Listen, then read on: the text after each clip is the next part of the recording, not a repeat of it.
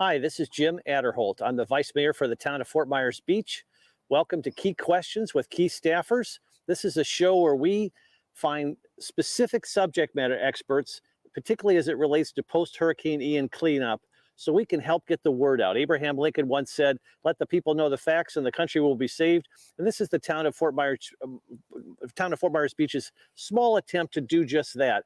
We have a very unique show today.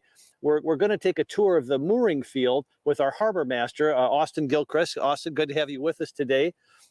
And again, the way this process works is we're going to post this show on all the town's social media networks. And then our friends at Beach Talk Radio have been kind enough to play it before their regular scheduled programming on Friday and Saturdays. And then we encourage other folks in the media, at the Observer, the News Press, as well as the local TV stations, whenever they're working on a story that's kind of germane to this subject matter, to link to this particular program. And we ask our friends back home who are using Facebook, if this is something that's interesting to your friends and neighbors, please link to this and help us spread the word. It's a great way to get the message out. Again, we're going to walk down with our cameraman to this particular location that we're here today. Here's the enforcement boat behind us. Now, Austin, tell us a little about, first of all, where we're at, and Jacob can take a little shot of the area that we're literally right behind the temporary town hall, across the street from what used to be the town hall. But we're on the canal here that goes next to Tropical Shores Way, which oddly enough is where I happen to be living temporarily until our condo gets fixed. But Austin, this is somewhat unique in terms of this location. Talk a little bit about, for people who are boaters and want to get out on the water, tell us what's unique about this particular canal. Yeah, so this canal actually holds our only public dock that we do have left on the island. Right after the storm, we have a floating dock area that was up off the pilings and pushed into the mangroves. Staff has went ahead and pulled all that out, cleared the area out, and reassembled the dock for usage. Our other public docks all have been completely wiped out. And the reason why that's so important is because we do have people coming to this island that need to come to land. A lot of people come in by sailboat or cruisers that typically use a dinghy or something smaller to come to land.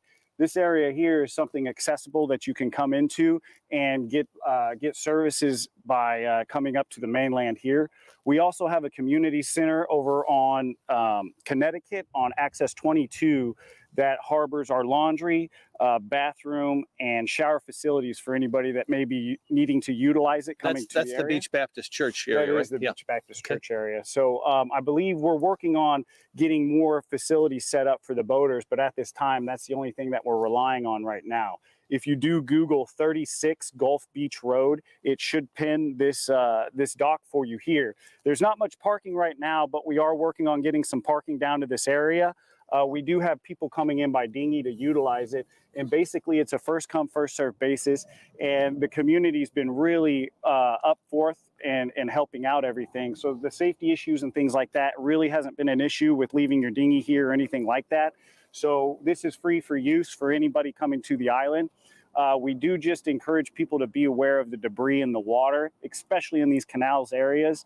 A lot of the canals have lost a lot of their depth due to the sand shifts and the debris being pushed in. So you want to be aware of your tide coming into the landward ways as well. Austin, so I had a completely different mindset. This is really for people who need to come onto the land, not necessarily park here and take their boat out. It's not a boat launch. It's for people who need to get onto land. Is that right? That is correct, but it is set up for kayak launches. So if you do need to launch something as well, like I said, the parking's limited right now, but soon in the next week, we should have parking there. But it is set up with a kayak launch as well, with an overbar for you to swing onto and then launch your kayak if you need to use that. Okay, very good.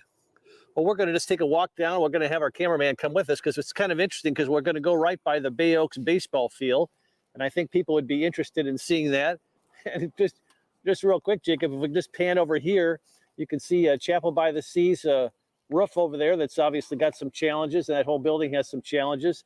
And then this is behind the town hall. This is the temporary town hall.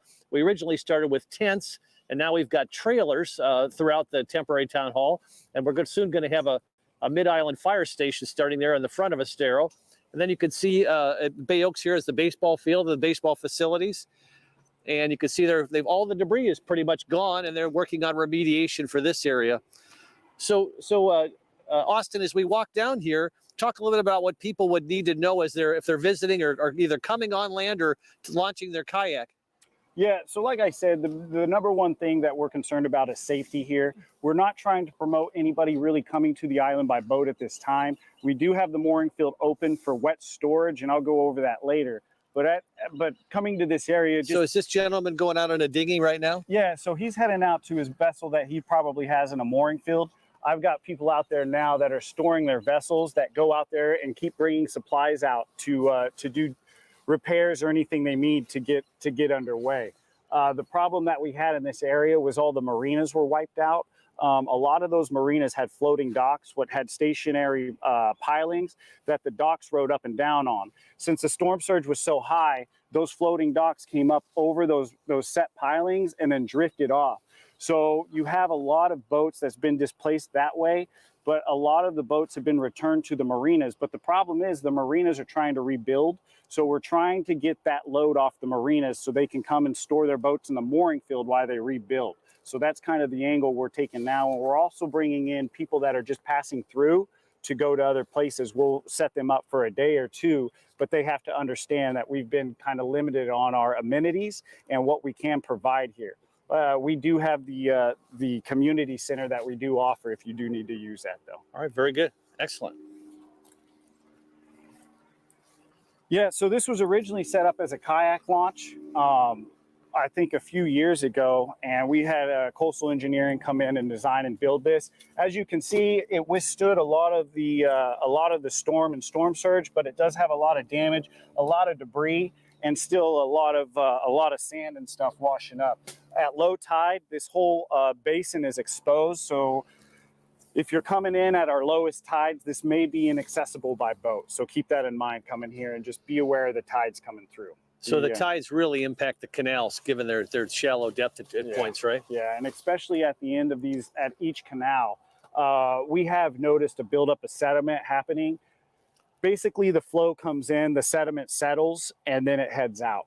And we do get a lot of complaints about floating debris and floating chunks of debris or waste. People think it's waste, but what tends to happen is at low tide, when these waters drain out and the bottom is exposed, that exposed land dries and hardens. So when the water comes back up, those hard flakes will break off and they'll surface, and they break apart, and they do have an odor to them, but they break apart as they head out with the tide. So keep that in mind. If you do see particles and things floating in, it's mainly organic, and it's just sediment that has dried out and broke free from the bottom. And Austin, you've been up and down pretty much all the canals on Fort Myers Beach. Can you tell, is the impact of the storm in terms of the sediment and the sand and all the stuff that's in the debris, is it different for every single canal? Are there certain parts of the island that you could tell that got influenced or impacted differently?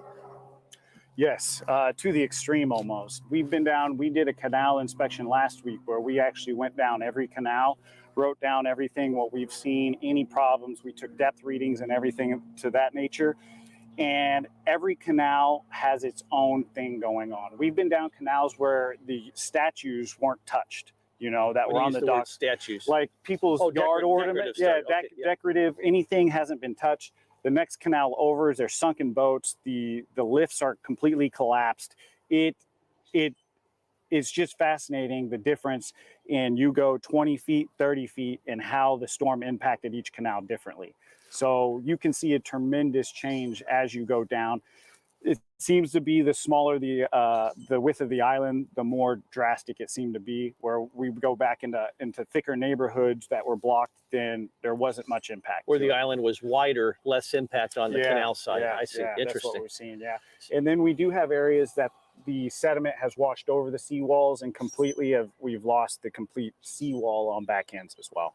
Any advice to people that are going up and down the canals, just kind of sightseeing and just looking Yes, around? Please watch your wake. All right. With all of these docks and all of this damage, everything is not secure anymore. So every wave, every wake that comes down there is knocking boards, it's knocking things loose that are drifting into waterways and causing hazards to more boaters. So when you do come to this area, I understand we're working on getting our no wake signs back up and getting all of our perimeters set for slow zones and things like that. But at this time, these back bays need to be slow zone or no wake. Keep in mind all the debris that is still haven't broke free. Anything that may be sitting on any beached area, you're hitting it with wake and it's washing back into the waterways. So on your way back, you may be hitting a piling that you yourself washed into the water because you're going a little too fast through the waterways. Very interesting. Yeah. So we've been noticing a lot of that. And like you said, every canal is different. You'll see a lot of the damages and a lot of the debris it's still in the waters that we're working on getting removed. So for our boat people, what kind of, this is one of the town's boats. The town has how many boats in its fleet? Yeah, so the town has 3 working boats. This is our enforcement boat, which was originally purchased through code enforcement, so we could do code enforcement on the water. That's another thing we've been noticing is the swimming pools. People doing work on their swimming pools, they're just draining them into the canals, putting hoses in them and draining them. That is completely illegal. There's nothing that needs to be pushed into the canal. Florida law states that any water that is gathered on your property needs to remain on your property. In order to disperse that, it needs to percolate through the ground. So if you are draining pools or you need water drained, a hole needs to be dug and it needs to drain into the actual ground so it can filter through before any more contaminants get put into the water. Well, that's really interesting. Yeah. For our boat fanatics, so what kind of a boat is this? Oh, I'm sorry, the boats, yeah. So we have a 17-foot Carolina skiff with a 70-horse Yamaha on it, which is great on gas and it gets us around through the day. We typically use this for monitoring and inspections. We also have a 25-foot pontoon boat, which is our aluminum work boat. And that's what we do all of our diving, all of our maintenance on. And we do a lot of our just all around dirty work on that boat. That's kind of the workhorse. Then we also operate a 27-foot pump out boat, which is a custom boat made by Pump Out USA down in Key West. And this was their first built from scratch boat. And basically what it is it's a working barge with a 1,000-gallon holding tank on it that we go out and do pump outs. All of these vessels are required to have an MSD, which is a marine sanitation device. There's 3 classes of those. You have class 1, class 2, and class 3. Our class 1s are a holding tank, which you have to have your sea cock locked and in a holding tank position 9 miles offshore in the Gulf. You can dump 9 miles out in the Gulf, 3 miles out in the ocean, but it's 9 miles in the Gulf. And when you're coming into port, all of your sea cocks need to be at port. Now, what we do is we go around in the mooring field. It is required you have a pump out. So every week we go out and pump out anybody in the mooring field, and then we operate on a request statute as well. I'm sure most people know what you're talking about. When you're talking about pumping out a boat, you're talking about literally removing the waste, like a septic tank, like in essence, a septic tank. Yeah. That's correct. Human waste is what we're referring to here when we're talking about pumping out. But you can drop that legally if you get far enough off the coast? Yeah, I did not know that. Okay. Yeah, you can legally dump 9 miles. Okay. So that's something that we defer from. So we always recommend anybody heading out, please schedule with us. We will pump it out. It's $5 if you're not staying in the mooring field. But no matter where you're at on the island, we can go 1,000 feet out. We'll come and pump you out. It's what we do. So we encourage it. And that's one of the reasons why the town got involved in the mooring field business, is to help encourage people to use the pump out service, as opposed to just dumping illegally in the bay and polluting our bay. Yeah, even in the marinas and stuff like that, we will come and pump you out. And that's because the marinas don't have that service because they've just been damaged by the storm. Is that right? Okay. That's correct. So all the marinas in the area, like we said previously, were completely wiped out. The floating docks and everything to access the marinas themselves have been pretty much wiped out. So a lot of the people that are still living on the boats are reverting to what they need to maintain what they're maintaining. So because your town boat is functional, you're potentially going to work with the marinas to help them until they're able to rebuild their pump out service. That's correct. And then you're looking for a place to dump your waste. Hopefully have it. Maybe you said you were going to have a truck come in. Oh yeah, so we've got to get creative since we did lose a lot of our assets on the beach. We're working on bringing in septic trucks, so we can empty out the tank on that boat. Like I said, it holds 1,000 gallons, and in high season that lasts us about a week, and then in slower times we can get probably about a month by with filling it up there. Now, Austin and I are going to take our cameraman, and we're going to go take a little tour of the mooring field. And just for, again, folks who don't live in this marina world, talk a little bit about what a mooring field is and why the town of Fort Myers Beach has one and how big is it? Okay, so originally the town didn't have any mooring field. Explain what a mooring field is, though. So a mooring field is just a regular set anchorage area. It's a waterway that's been established to prohibit anchoring.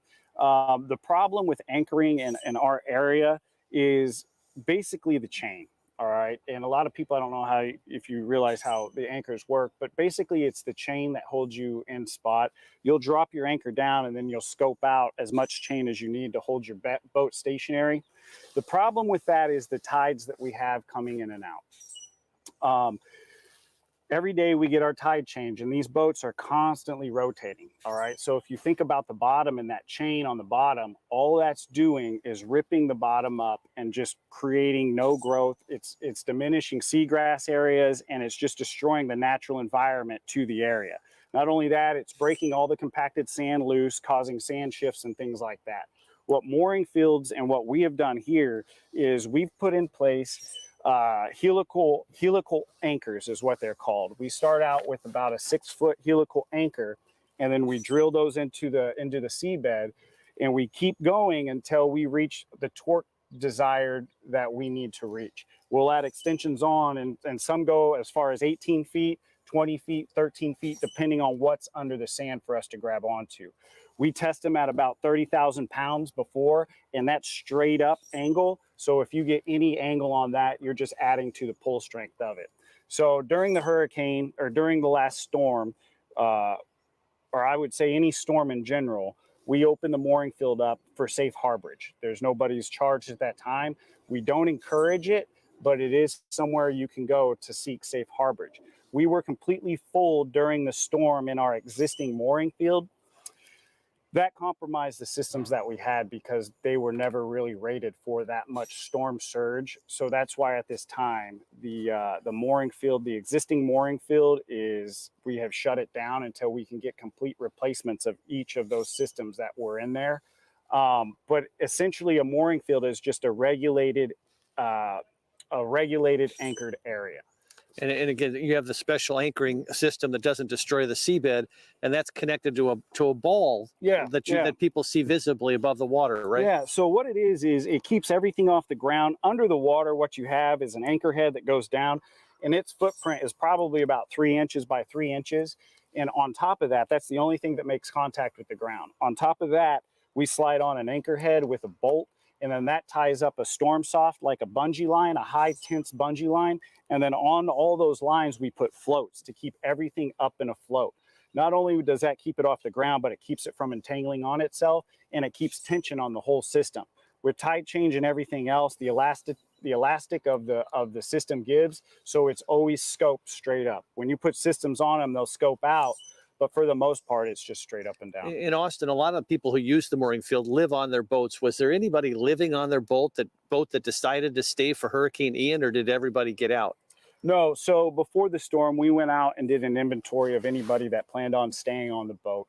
We had probably about 30 occupants that rode the storm out on their boats. In our mooring field? In our mooring field. There are videos online that a lot of them did post that you can look for. And what was their basic experience? Aside from the obvious horror, but how did it work out in practical terms for people that stayed? Yeah, so we had no fatalities in the mooring field itself, but the boats, I would say 70% of the boats, the system stayed, but either the cleats ripped off or something failed on the vessels themselves. We did end up losing about 5 systems, and we're still evaluating it to assess what actually caused the loss, or did we just lose the float or whatever. We haven't been cleared yet to start our diving operations yet. We're still doing water tests and things like that. So as soon as that happens, we'll have more answers on what exactly happened under the water. But at this time, all we have is the surface evaluation of what we've done. And right now it looks like the most problem we had were the boats themselves that had failed. The stories that I've heard from the people in the mooring field go from people waking up in the shrimp docks over here to they started their boats up and tried to untie and ride the storms out, to boats going down, to people ending up in the mangroves. It's just everybody has a different story that they live through. But the one thing that they all have in common is nobody's ever gone through anything like that before. So did anybody actually stay affixed to their mooring ball and stay in place? Yeah, we had the majority did stay in the field, but for the most part, it was a catastrophic loss all around. And was the danger to somebody who stayed in the mooring field from the debris coming at them, or was it from the waves, from the storm surge? Where was the biggest danger piece? I would probably all the above. Yeah, well, the debris is one aspect of it, and then the storm surge itself was pretty much the biggest concern for the boaters. As soon as they started losing the moorings, there was no buffer for them to hit or to stop, so they would just be pushed until something stopped them. We've had boaters that ended up in trees. We've had boaters that ended up, like I said, in between two shrimp boats. We've had boaters that ended up in the mangroves. We've had airlift boaters out. You name it, the rescue operation went in every direction after the initial storm. Okay. So every boater has their own story, I would say. Well, we're going to take a quick pause so our cameraman and Austin and I can safely get on the boat, and then we'll continue the show a little bit. Okay. Yeah. So go ahead, Austin. We're heading out now down literally abuts Tropical Shores Way here, and this over here is Bay Oaks, correct? Yeah, this is the Bay Oaks, but there's a preserve that surrounds Bay Oaks. If you look on a map, this canal is pretty much the end point where the residential housing starts and the preserve begins. So if you there's where we're renting right now. Oh yeah. Yeah. So. Okay, so yeah, you know, there's our favorite boat there, the debris boat. So we just went by a boat with debris there. So if somebody sees a boat in their canal, what would you advise them to do to help expedite the removal of the boat? Yeah, give the town a call and let us know. We can give you a situation report on that boat. Is it the town or is it iandebris.com? It's probably be Ian Debris, but as far as if you need information, give us a call and let us know what you're up against. For me, I like to go out and meet the people and exactly see what the problem is and see if we can really get something moving on them, or if it's something that we can remove ourselves, we'll scramble a boat and go get it. And Austin, you said you just did a survey of all the canals on the island, and you did some recordings and some data. Is that data going to be accessible to the public? Yeah, so we're putting it on a spreadsheet now. It was in our last, I believe, planning meeting that the council had. I think you guys voted on moving forward with doing more canal research. And maintenance, yep. And maintenance. So that's where Chad Schutz, the environmentalist, and I are getting together and trying to figure out the best way to execute these canals. We're trying to figure out exactly what information the state wants and state needs. And then we're going to try to get some dredging projects put together and see if we can start getting some depths increased on these canals so we can start getting more boat traffic. But I'm guessing the public would be interested in their particular canal. What's the depth in my canal? How did it fare after the storm? Even people that haven't got back here. So that would be interesting information. Yeah, so that information, for it to be so precise, there's a formula to it, and it takes a lot of specialty equipment that the town doesn't possess. We're doing rough estimates right now to kind of get the drastic areas and how severe areas have been impacted. But for the future, we want to do it right. So we want to bring in the correct equipment or correct firms to do this. Right now, we're trying to get the troubled areas and really going out and talking to the community and seeing the biggest concerns that the community has, so we can. And you're checking the seawalls as well as the depth. Yep. Everything that stands out and anything that shouldn't be, we're making note of it. Every canal is a number on it, and we go through and correlate that number with the issues that we're having. Every finger canal has a number associated with it, so everything is being documented at this time. What we are running into and what we're trying to eliminate is water hazards, anything that's in the waterway that we're coming across. With these tides, a lot of things are being exposed that weren't there before. And then there are a lot of shifting happen because a lot of this debris floats. So even though it's not floating on the surface, it's still floating. It's just not on the bottom. So that's what we're running into, is a lot of this stuff that's still just shifting around. See, this whole house was just gone. Austin, for folks who don't live along a canal, how does the tide impact a canal? Well, the tide impacts by shifting everything. Basically, the weight of the water on your seawall to debris coming in, to the way that your plants react on the vegetation side of it. So what you're gonna run into at your different tides is depth, all right? And and during winter you have more drastic tides than you would during the summer. So just keep in mind your tide levels and when you are coming to this area.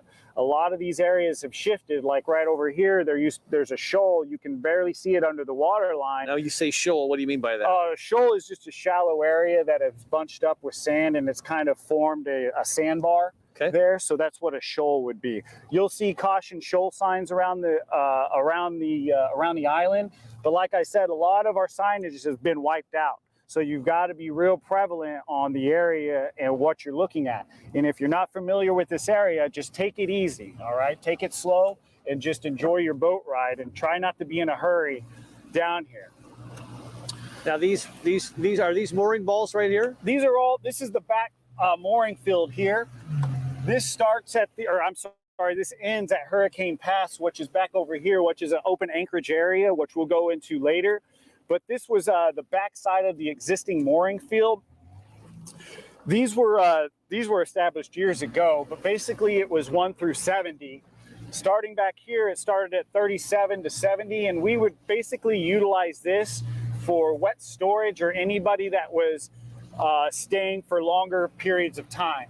We try to keep the front of the field open to where more transient people coming and going and utilizing the docks would come and go. But like I said, this area was set up for more stationary people, and it was that dock that we launched to would be the one we would. Now a boat over here that's been damaged like this, is that likely to have been at the mooring field, or potentially was it washed into the bay from a place on land, or tough to know? I would say 98% of these vessels either came from these marinas or came from our mooring field here. All of these vessels that you do see in the water, they're going through a process right now. I'll go over and we'll take a look at the FWC tagging on these, and basically they all need to go under investigation. They are somebody's property, whether it be their dwelling or their vessel. It does belong to somebody, and that somebody needs to go through the due process in order for the state to take care of this property here. And that's the iandebrisremoval.com, or is that a different entity? I'm sure you can start at the .com, but for the most part, it's going to be the FWC, the Florida Fish and Wildlife Commission, that's going to come out and handle these. As you can see, this one's been red tagged, so that means it's under investigation, and the FWC is aware of the presence of it. How that works is there's, what I understand, is a 30-day process for notification, a 30-day process for a forum, and then you have to put it in a public spot as well, like town hall, for it to be known. So right there is a 90-day process for this boat to be removed. But then again, this boat over here, which is a different boat, process may be not started yet, but they won't come out and just pick up one. This is Mango Street right here, right? Yeah, I believe so. Yeah. That we lived there for a couple months as well after the storm. We've lived all over the places. We're trying to find places to rent. So a boat like the one we just saw, if it was in a marina, was it potentially on the water, or was it in storage and literally the whole storage area got swept in? Well, as you can see, there's no dockage or anything really here to tie these vessels up to anymore. The docks did extend out to these lifts and things like that, but as you can see, everything is completely gone. And if you look close, you can see how these boards and all this stuff is just barely floating on there. And you can see the length of that board there. So like this vessel here coming through, they're kicking a wake out, and that wake's going to wash up and start slamming into all this debris. So that's why we're asking people, when you do come to this area, please take it easy, because you're just adding to more hazards in the water when you come down and causing more wake. And this condo here was one of the first condos that opened after the storm. They did a great job in their condo association, working as a team to get things going. This yellow house right here next to this condo here is Jane Plummer's house. Jane, of course, took quite a hit from the storm, and looks like she's got some contractors there looking at things. Yeah, everybody knows Jane. Jane's our vice chair of our LPA. Oh, nice. This is a pretty common sight now with the barges coming through. We get about... Now this barge we're seeing, is this a debris removal barge? Yeah. So if you look close at it, it's got the hoist on it with the pickers, and some of them will do land-based removal, but a barge like this will do underwater removal. Where what we've done initially after the storm, is side scans to locate any large debris under the water. Those side scans produce coordinates that these teams will come out with those pickers, locate what was found, and then remove anything under the water that they can reach. We're removing cars, we're removing houses, RVs, you name it. We've removed large industrial propane tanks, coax boxes, anything that you've seen on land, we've moved it out of the water. Wow. Yeah. This was Island Bay Marina right here, which this was full during the storm. But as you can see, there's no way for any boats to really tie up into there right now. It's just been decimated. This vessel here was on ball 1, which actually pulled the whole system out. He motored in to Hurricane Bay and fought the storm on that boat for 2 hours while he was motoring it until the engines blew. He lost one engine, and then he just motored it right into the island so it wouldn't sink. Wow. So that's the story behind that Hatteras there. Yeah, pretty wild. Now we're approaching the mooring field again, the town's mooring field. Yeah, so this is what's left of the front field here. This was the welcoming center for the mooring area. And as you can see, like this vessel here, this was pretty much the best that we had, the best outcome that we had was something like this here. Okay. We did have vessels that were still floating and that, but for the most part, the damage that sustained was pretty much this here. Everybody lost their masses and lost everything aboard. How many mooring balls does the town have total? Right now we have 89. We started with 70 before the storm. About a month after the storm, we had installed the 19 extending mooring systems that we were working on for a year and a half prior to this. Okay. So it just worked out timing wise that the contract was executed. We got hit by the storm, and then after it, we just had to clear a lane for them to come in, which really helped us out because we do have something to offer the public for a service that isn't jeopardizing safety. So again, we didn't touch on this, and we'll get to this as we get to the inland facilities. But for people who use these mooring balls, they have a smaller boat, which they call a dinghy, and then they'll go into the inlet to the dinghy dock, sort of dock their dinghy boat, and then they'll use the inland facilities to use showers and laundry, and obviously go into town for supplies and to do their entertainment and shopping and so forth. Yeah, so that's basically what the town and the advantage of these mooring fields are. It's a real promotional piece and a real getter for people coming to the area by boat. And a lot of the things that I look at are the cars coming over that bridge, and we're an island. So a lot of people do have the opportunity to visit us by boat.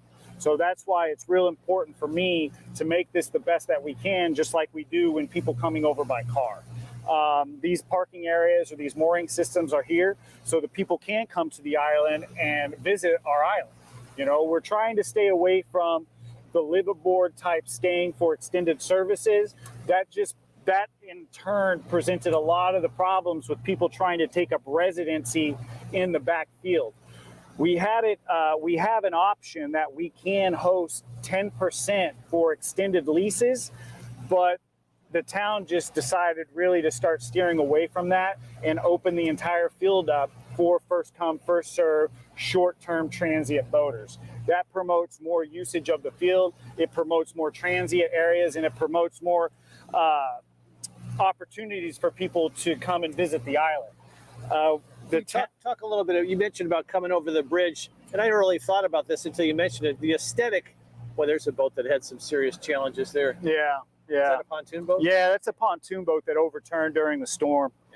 And it's been red tagged, so FWC has it under investigation. But the influx of boats like this, it's really put a time on it. You talked about earlier before we went on camera that about coming over this bridge and the aesthetic value of having a mooring field in terms of having the boats organized in some sort of semblance of order where it looks nice as opposed to this sort of wild west where everybody's got boats in different places, and again more when you're part of the mooring field, you're more incented to use the pump out facilities and not pump waste into the bay. There's just so many pieces of this puzzle that I don't think people are aware of, because people always ask me, well, why are we even in this business, Atterholt? And I'm like, well, I think there's a real benefit, not only aesthetically, but also encouraging people to to not dump into the bay and having a service that makes that pump out dynamic so easy and accessible. Absolutely. Talk a little bit about that. So staying in a mooring field, it is mandatory you do pump out. I did speak about the 3 types of MSD, the marine sanitation device. Class 1 is the typical holding tank that you would go in and use your facilities. It would go into a holding until it came and pumped out. Another system they have is called electrosand, where your waste actually goes into a compartment where it is electrode, and then all the bacteria and all the waste is basically destroyed. And then it sits for a certain amount of time until it turns into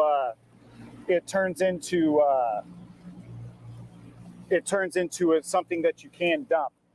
You got stingrays over here fishing. But the 3rd type would be a composting head, which it would go into some kind of composting material, whether it be peat moss or something else that they sold on the market, that would break down your waste into an organic waste. Composting? Compost. I'm sorry. Yeah. Compost is what I was looking for.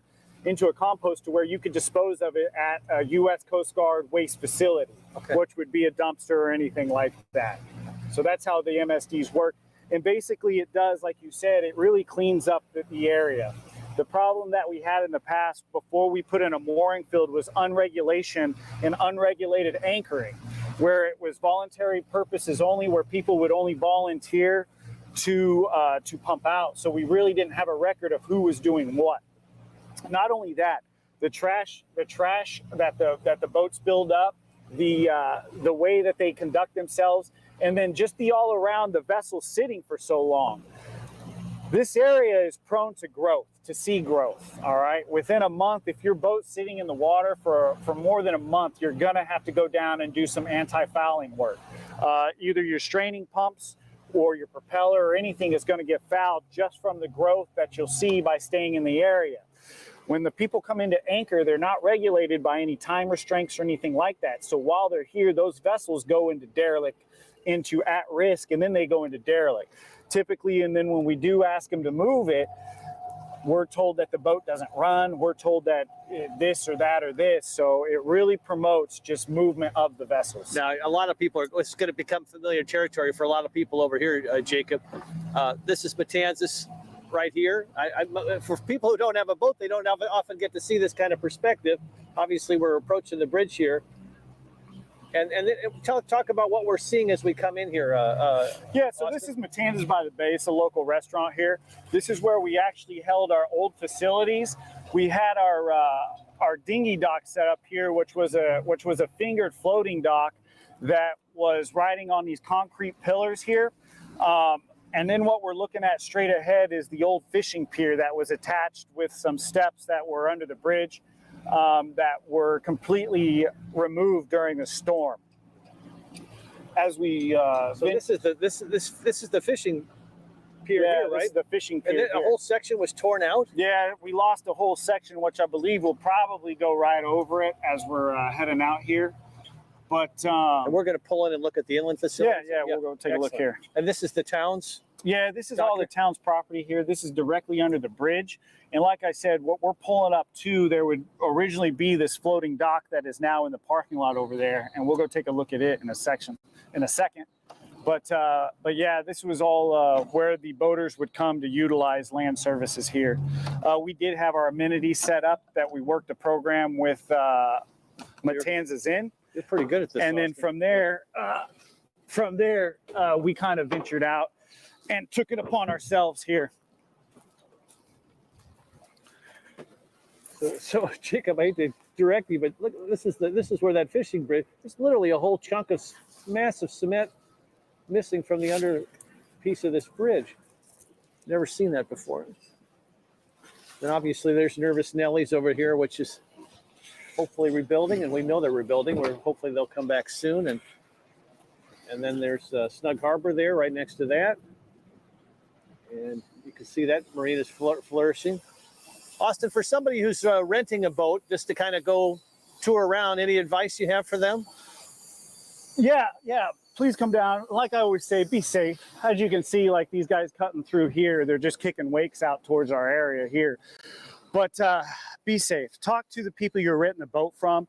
and see if there's any areas that they just need you to stay in. I know that there are areas that you need to boat within, but stay in the channels. Try not to venture out of the channels. If you do have an app like Navionics or any navigational signs that will actually show you where the marker's at, use it, and just stay within the red and the green. And if you are venturing, stay closer to man-made objects than natural objects, if that makes sense. Okay. The closer you get to any of these mangrove islands, the shallower it gets. So keep that in mind. If you see dockage or anywhere that a lift is at, that's kind of a good indicator that boats come in and out of there.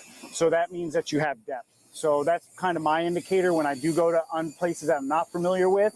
Try to locate man-made objects where you can see boats would have to travel, whether it be a lift or a dock or a ramp. Try to stay close to those areas. If you venture out into natural areas, you'll start hitting natural shoals. You'll start hitting island inclines and things like that. So just keep that in mind when you are out boating around. It's really helpful. Thank you. We're going to take a quick break here so we can get our cameraman safely off the boat, and then we'll come back in just a second. Okay, we're right across the street from Nervous Nellie's here at Harbor House. And Austin, I'll let you take it from here.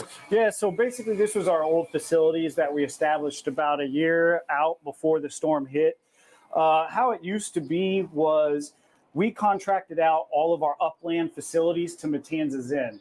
Basically what would happen was Matanzas would handle all the registration and check-ins, and then they would facilitate the boaters when they came to land. Matanzas would get 55% of the cut, the town would collect 45%, and we would go out and do all the operations on the water. During that time, we started seeing things that we could probably do a little better in moving forward. So we just tried it out. And from that, we rented a office space here and then the amenities from Matanzas as well. But we started to see an influx in boaters coming to the area. We started really tightening down on regulations and tightening down on what could happen in the area. And from that, the reputation of customer service started growing to where our numbers were exceeding our mooring systems. When this first took off, we had 70 moorings that we were offering. And then when the town took it over, it wasn't enough. We had about 40 people on a wait list during season down to about 10 people on a wait list out of season. So that's when we started establishing an extension of the mooring field, not only to get more moorings out there, but to clean the area up. From that, we started offering a little captain's lounge in here. We had a receptionist desk. We had a kiosk for you to use. We had TVs and everything set up just to make people more comfortable coming in. The AC was the biggest hit of the office. Just people coming in off their boat who haven't had a cool air in weeks would come in, visit with us, and we just started building rapport with the boaters. And we actually got Fleet of the Year for 2021. We've started our 5-star. We got I think 4.5 over 1,000 ratings on it. So we kept, superb customer service where we started putting the boaters and starting to provide for them before anything else. And that really resonated through the boating community. And that's one thing that we discovered quickly is how small the boating community is, even though it is very large. Communication among them are very tight. So if a marina or if anybody's doing something, everybody's going to know about it. Yeah. And that's what we started seeing here. And that's why we had such an influx of boaters coming to this area, because people were recognizing that we were turning a curve. We're starting to do more customer service based and welcoming more boaters to visit the area. Now, you were kind enough to give me a tour about a month before the hurricane hit. Let's take a brief look at your offices. It's been kind of tragic for everybody down there. Yeah, it looks like they've kind of gutted this out and they're working on it. It was really nice. You really had a nice situation up until the hurricane. Yeah, we went in and we really operated on a minimal budget. So a lot of the staff had to get creative in building what we had. To everything where we were using scrap wood and old access signs to build the countertops, and we ended up building a concrete countertop in here. And everything that we had was just pretty much salvaged from town hall. The old town manager ended up giving us his old couch, a bunch of his old stuff from his office prior to the storm, and which way we can make it more comfortable for the boaters. But it's just sad that this had happened because we were on an influx of going the right way. In Austin, Bob, for folks who come and they also need to do laundry and they need to take a shower, and those facilities are still at Matanzas. Is that correct? Or one of their outbuildings? Yeah, so that is correct. We didn't have anything really adjacent to this. We had a restroom in here for use, but we did offer laundry facilities. We offered shower facilities, and we'd offer bathroom facilities. We also had vending machine in there. We also had ice for people, and then we had water at the docks, and then our pump out service as well. We did have a dumpster down here that floated pretty much down to the beach after the storm. Oh, it went this way? That's unusual. It was wild. But now this is the, I don't want to get off on a sidebar here, but this is if you buy a parking pass from the town, if you're a resident or you have a business on the island, this is where you'd park if you had a parking pass. Yeah. It's $25 a year for a resident, and this is that parking here, right? Absolutely. Do you also have parking here for the boaters as well? Yeah, so with the mooring field, if you do rent a system with us, you can have a parking permit for the extent of your lease. Okay. If you rent it by the month, then every month you'd have to come in and renew your parking pass. But if you paid in 6 month, whatever increments that you completed your lease payment in, that's how long those parking permits were good for. Okay. The reasoning behind that was basically people were coming in, getting the parking pass, and then leaving, but they were still having access to the parking after they left. So that's when we had to extend it for the lease only. But if we take a break, or well, go ahead. So as you can see across the parking lot where the orange door's at, that was our laundry and our bathroom facilities. Okay. So you'd come up by the dock over here and then end up over here with your laundry or anything else that you need to do. It's pretty convenient. Yeah, it wasn't a bad deal.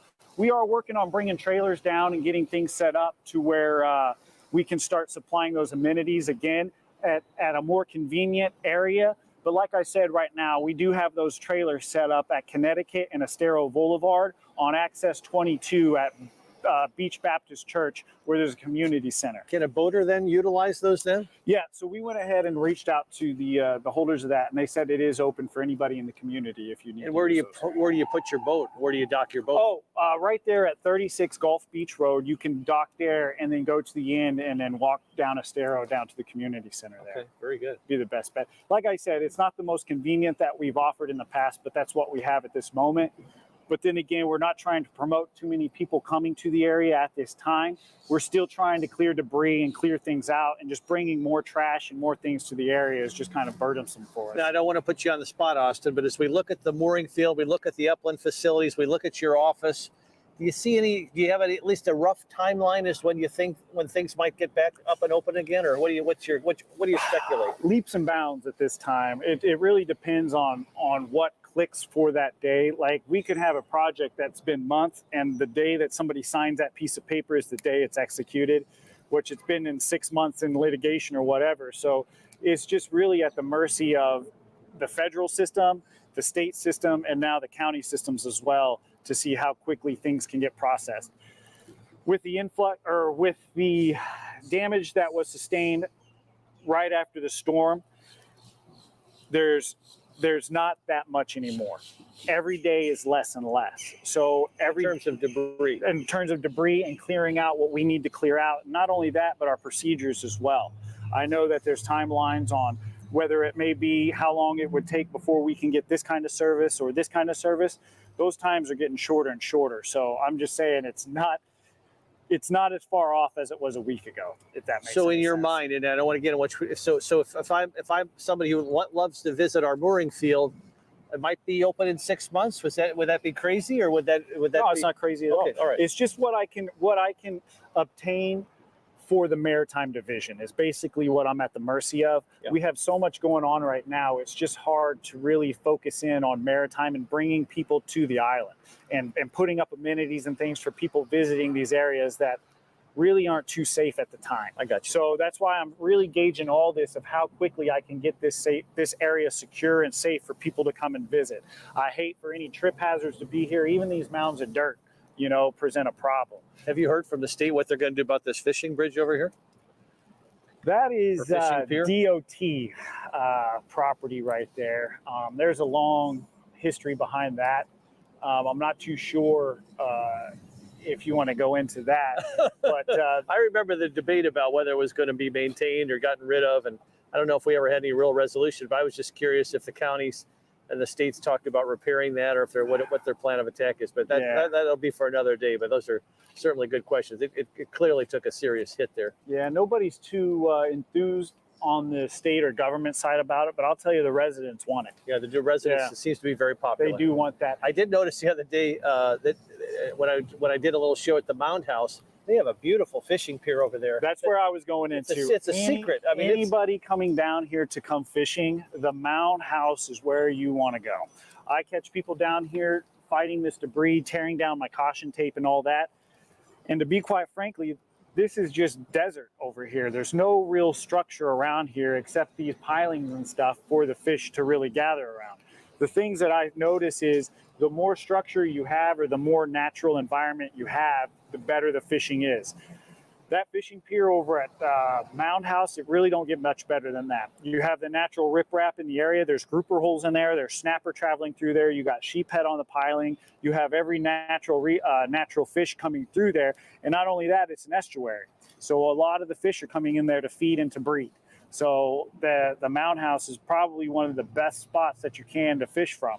These areas like this that's been decimated, not only are you going to run into safety hazards, the fishing's probably not going to be as good as it would in a natural That's area. a great tip. And one of the things I learned is that the Mound House is open. It's free. The grounds are free. Absolutely and free. There's parking there, and it's the pier is just beautiful. And it's just a nice, peaceful place to be. Yeah. You don't get these cars traveling through. You don't get the construction. You don't get the barges coming through. It's just a nice, peaceful area just to relax. Actually, that's where I bring my kids out on the weekends and stuff. We go down there just to get away. Yeah. So it's hard to know there was a hurricane out there at the Mound House because the building's in good shape because, of course, the height of the Mound House, and again, the grounds are just beautiful. Yeah, seems to be those Indians knew what they were doing. The Native Americans, they knew what they were doing there, huh? Well, let's take a quick pause, Jacob, and then we'll get back on the boat and we'll figure out a little bit more what we're going to talk about. Go on, right, Jacob? Okay, perfect. Let's because people will be really interested in seeing. Yeah, it's surprising on how quickly these docks came back. I've been noticing a lot of the rentals and stuff are still going on. So if you want to come down and rent a boat, those are open. What's that? Snook Harbor is open for business. A lot of the boaters are coming down there and getting lunch and facilities like that. There's the town's Bayside Park, which we're still working on there. State's promised to help us with that. There's Wahoo Willie's in the back, and of course you can see Moss Marine off there in the big blue building behind Snug Harbor. Snug Harbor looks like it's pretty active.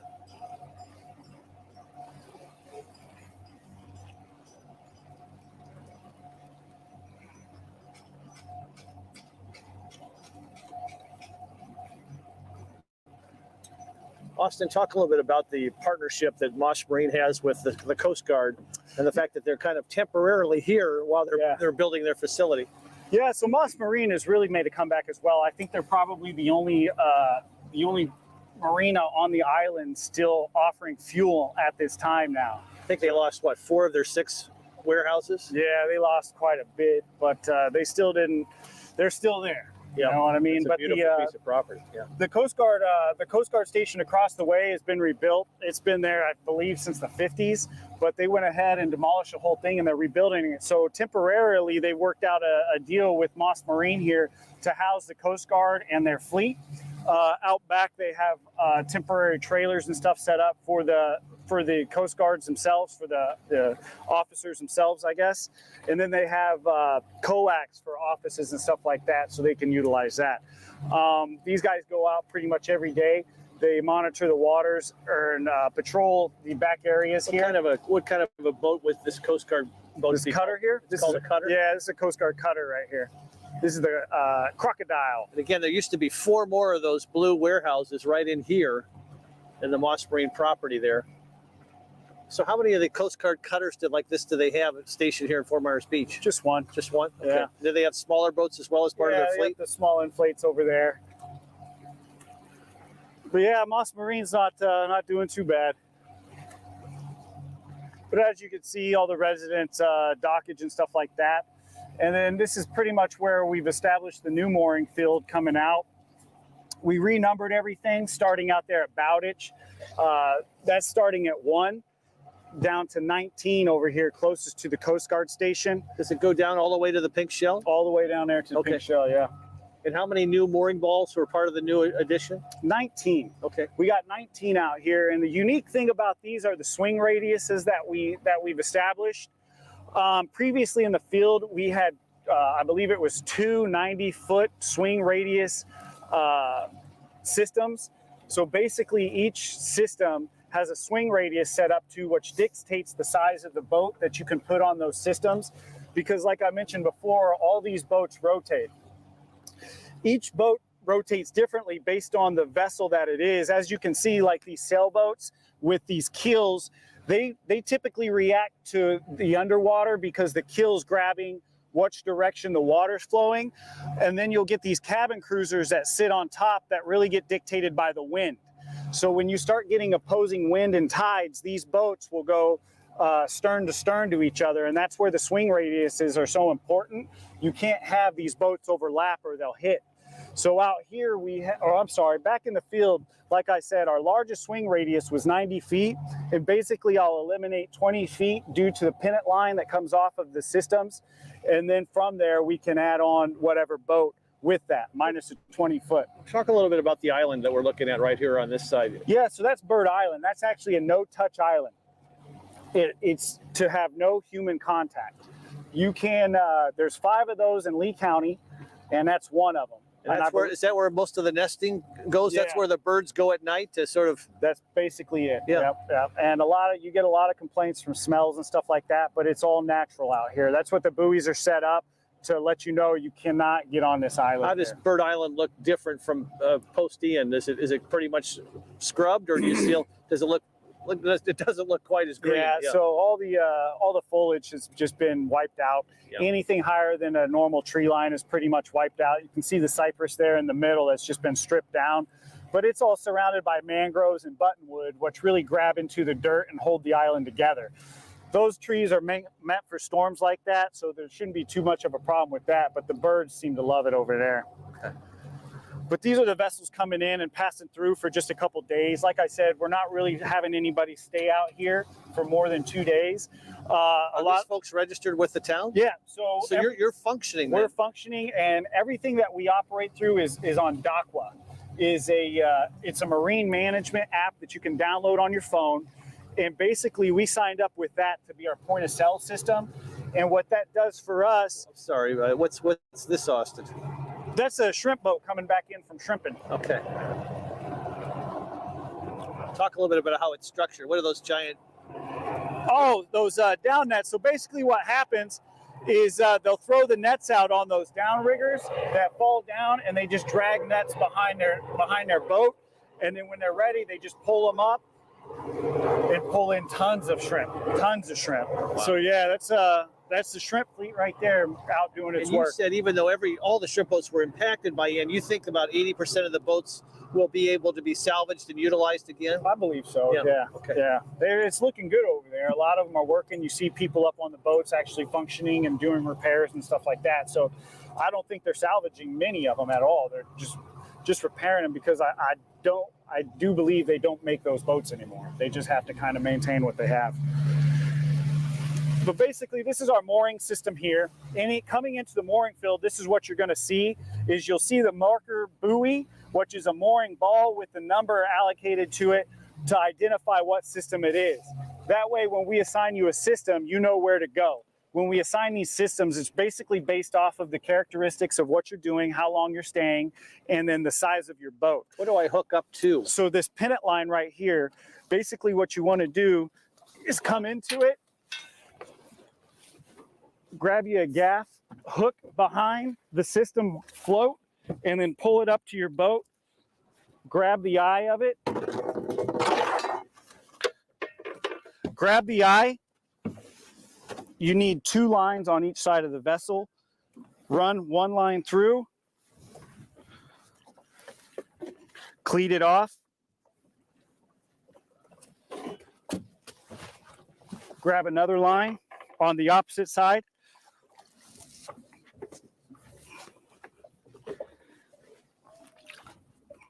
run it through, and cleat it off.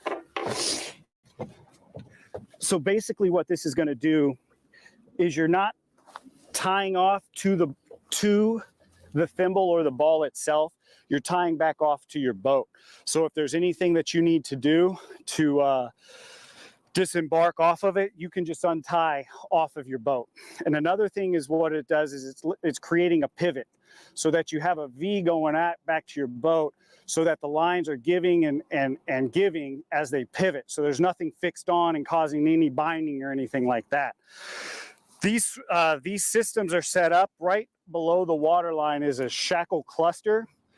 Basically, where the line comes up from the bottom, there's a swivel shackle there that swivels, okay? So when you tie off to that top side and you're pulling and you're rotating, that thing is rotating with you, so nothing's binding up and twisting. So that's why it's really important you do not tie off to that thimble, because your lines will start to bind everything up. All right. That is really interesting. We've never seen that before. That's great. Let me back off and show you how it looks. Yeah, no problem. Watch, you're not tied up in the line, right? Gotta get our cameraman. Yeah, you can see how it just V's out. On your boat, it would go under your V, or on a catamaran, it would come up and tie off like this. But basically, that's what it should look like. You can see how it would pivot and give as you're moving. And then this way, you can come out and make any adjustments if you feel like you're too close to the vessel behind you, or if you want to slack out a little bit, you can slack out. So that's basically how that's done there. And then when you're ready to go, you just untie and pull your lines in, and then along with your journey.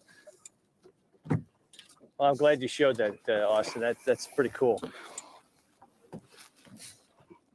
But then again, every little line you add out, that adds to the length of your boat. So keep that in mind with your swing radiuses there. Let me just secure the deck real quick, and we will be underway.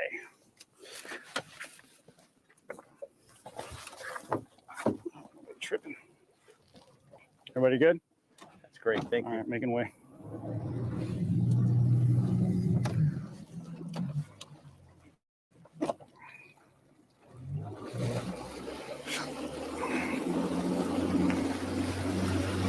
So you see, this is our mooring field. It stretches out to about, like I said, going to 1. And if you look at the perimeter of the mooring field itself, you'll see these yellow special purpose buoys. These mark the allocation line for the field. So as soon as you're on the inside of those buoys, you're in the mooring field. And for people who are renting a boat, are they allowed to pass through here, or do they have to go around it, or what? No, it's a waterway. You're able to traverse through the mooring field, but there's no anchoring or tying up in the mooring field itself. If you would like to rent a mooring field for the day, give us a call or let us know what your intentions are. And we see Jacob was just looking at Bowditch Park here. We're at the tip of the island on the north end. Yeah, that's it up there. Yeah.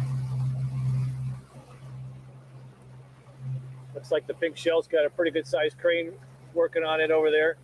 Yeah, I think they're, I don't know, putting units up there, I believe, AC units and stuff. They're making good progress.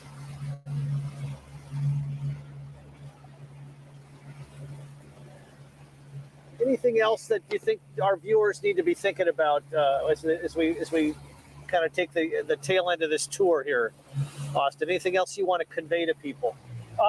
Basically, just keep in mind the status of the island and what it's been through. We understand that a lot of people are curious to see exactly the devastation, but these are people's lives and people's homes that has been affected. So just keep in mind the sensitivity of these people and what they're going through. Going by and putting pictures and stuff and camera, it's not the best feeling to have somebody doing that after you lost everything. So just keep that in mind. And then again, all the debris and the things that still have to be taken down. This is like one of the highest traveled areas by boats, is this little channel that we're in here now, and you can just see everything that's just teetering. What's this channel called, Austin? How would people? This is the federal channel coming in the ICW to Matanzas Pass, is what this is here. But the like I said, the whole this area pretty much got the brunt of it. This is a very narrow part of the island, so a lot of the storm surge just kind of pushed this just right over here. There wasn't really anything stopping the open Gulf from just having full force in this area. So you'll see a lot of this stuff is just devastated. Well, we're coming to the end of the show. I want to thank Austin Gilchrist here, our harbor master. What kind of things are you working on? Is it all restoration here, or is the town giving you other tasks post-Hurricane Ian? I notice a lot of people are doing different things than they normally do, just because of the state of their world. Yeah. What's your life been like post-Ian? So it's been a lot of debris cleanup. For me, it's been trying to get the beachfront and everything taken care of and cleaned up out there. But now, at this time, we're starting more on our maritime operations. That's where I'm trying to get all of our bayside accesses back up and running. We have public piers at the end of Coconut Dry, at the end of Hercules, at the end of Del Mar, and we also have a public ramp at the end of Miramar that we're trying to maintain and get back up and running. There are some fishing piers and stuff down there that really weren't affected. It's just the area around them have really been decimated. So we're trying to get all the washouts filled back in, all the railing and stuff put back together, the roads packed back under because the roads were washed out back in the back areas as well. So a lot of that stuff there, we're trying to get to where people can utilize it again and enjoy it. But then we're also trying to get the canal situation under control to where we can start doing actual readings and seeing what it's going to take to get a real survey out here to get some movement on dredging and some canal clean or some debris removal and things like that from the canals. We're also working on water clarity. We've been working with the college out here, FGCU, and getting water samples out there to see exactly what's in the water and anything that may be changing. I know we're not running our pump out service right now, so that's a big concern for me, especially as a diver. I'm trying to get back in the water to get under it so I can start doing all my underwater work, but that needs to be safe for my crew as well to do that. For people who on the beach side, as the water gets cleaner and it gets warmer and people want to go swim, will they be doing a sonar along the beach to look for any debris that's under the water so people can be safe as they're swimming in the ocean? Yeah, so I'm actually the drone pilot for the island as well. So we've been doing a lot of drone operations where we'll fly at higher altitudes on clearer days and see if there's anything that we can find that visually, and then we'll locate that and give that to FDME or FEMD. I'm sorry on the abbreviations there, but to have that removed. So it's just a constant. Every month we go when you take your drone and look along the beach and look at the ocean along the beach and the sort of that shallow area, do you still see a lot of debris in there? Not too much debris on the beach side. That really has been just a turbulent area that everything just gets pulled back out. What we are seeing is a lot of things coming around to the backside of the island and washing up into canals, washing up into these little coves that aren't being freed up. We're starting to see floating docks end up in residential areas. We're starting to see hotel supplies, laundry carts, washing machines, things like that have washed over the island and into the canals and stuff like that. So a lot of the smaller yet larger items we're starting to locate and get pinpointing on to where we can find it. As far as the drone goes, we do flights every month. At the beginning of the month, I do a video from one end to the next, so we can get the progress from the air of what's going on, and anything that may stand out, we can identify it by air. Is that something that eventually you could post on our website? Yeah. Are they interesting? I mean, can you see pretty far down? I guess it depends on what the water quality is that day, right? Yeah, so basically that's all it is, and how big the debris is, what it is. Yeah. What I really look for is changes in it. We'll get pilings that are shifting or floating down the island that really need to be taken care of, because those are moving water hazards, to where if we locate like a large dumpster or something, we can mark it with a buoy, put a danger buoy on it, and it stays right there until somebody can come remove it. And like I say, if you do come across any floating debris, anything that will cause harm or damage, please report it. Austin, what's your story? How did you come to work for the town of Fort Myers Beach? So basically, I've been in hospitality. I used to run like restaurants and bars. And anything on the island? Oh, yeah. I used to work at Nellie's, the Sandbar, Pink Shell. I did a little stretch at Lani Kai, but those were all in my younger days. Yes. I started getting into managing and things like that. And then I just didn't want to do I wanted to help. Yep. All right. My whole life was basically selling drinks to people and then sending them out in the world. And that's not something that I was proud to do. So I had, I believe it was Ryan Bellows that came in and told me about the town. And that, like, I had no idea that this was even a thing. So I came in under a voluntary thing, wanting to just go clean the beach ups and just help. That's when they had different staff was here, directors, and I sat down for an interview and they told me I'd be great for Public Works. So as I came into Public Works as just like a grunt, basically. I didn't want any title or nothing, but coming in, I just seen how much I could change. Yeah. Okay, so I started taking it upon myself to do everything I could to better the island. My whole philosophy I kind of brought from the restaurant business was make this place so nice that anybody coming here would feel bad trashing it. So I started out on the beachfront where I was part of the beach crew. And then from there, I've worked my way up to the beach leader. And then from there, I got prevalent to how everything worked as far as grants work, money allocations, and things like that. That's when I started taking the beach and turning it into like more of a theme, more of a recognizable thing all the way down the island. With my philosophy is keep it clean and keep the residents happy because they will keep it clean for you.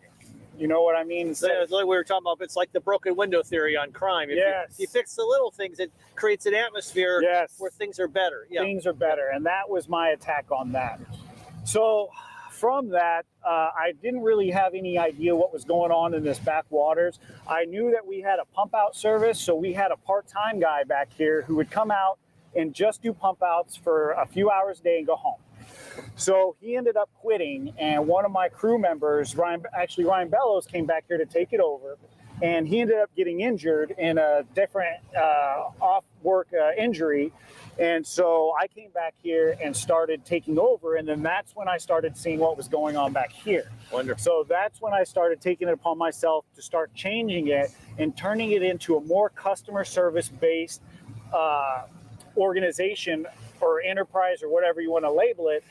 Basically, I just wanted to make it more customer friendly, more user friendly. We are so thankful for your service. You've got a servant's heart, and we're thankful for the things you're doing for Fort Myers Beach. We're wrapping up the end of our show. I just want to thank everybody for being with us. I thank Austin.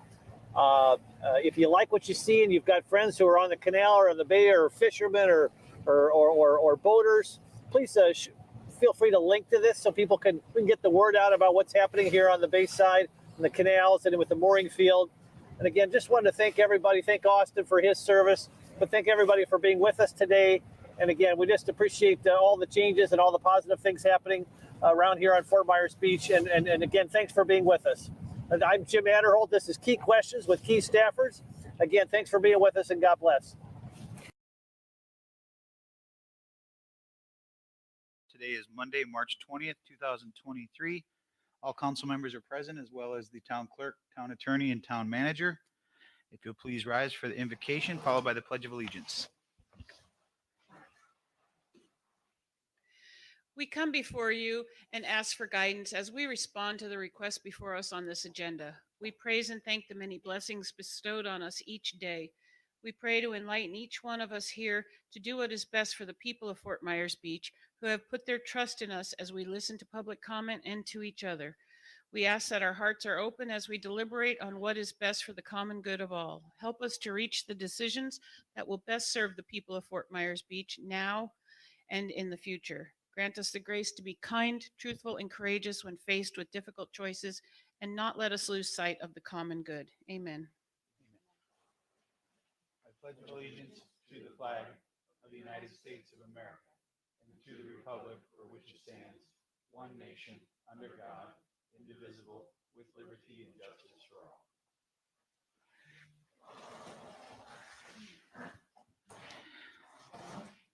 Thank you. And those of you in the audience, if you wouldn't mind, just a reminder to silence your phones, please. Thanks. Next, we have approval of the final agenda. Is there a motion to approve the final agenda? Moved. I'll second. All those in favor signify by saying aye. Aye. All those opposed, hearing none, motion carries unanimously. Public comment, Madam Clerk? I have nobody signed up. That's okay. Come on up.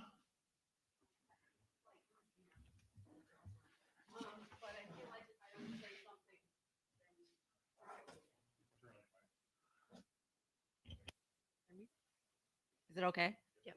Okay. I'm a resident, Jean Guzzi, Fort Myers Beach, and you're having a joint session this afternoon with the LPA. So I have 3 things to hopefully you consider. Right now in your code, you have a 40% rule. So the maximum that you can build square footage wise is 40% of your lot. On the golf in particular, you have all that extra space. So some of these large massed houses are because of the 40% rule. So think about a 5,000 square foot maximum. So in other words, it's either 40% or 5,000 square foot, which is a mansion. So then you're not going to have 7,000, 8,000 square foot houses. So just a thought. In your original LPA, the first one where, not LPA, your code, you had 25 feet maximum past your 17 feet, whatever, with the hurricane, how high. Why did we go to 30 feet? I don't quite understand. Why not keep it at 25 feet, which was what was originally intended for the maximum height of houses? So just another thought. And I want to say the mayor was interested in 30% of the ground floor enclosed. So look at 30%, because from the hurricane, we know that those breakaway walls, they worked, but they were a mess. If we go to 30% of the build, then we're going to have more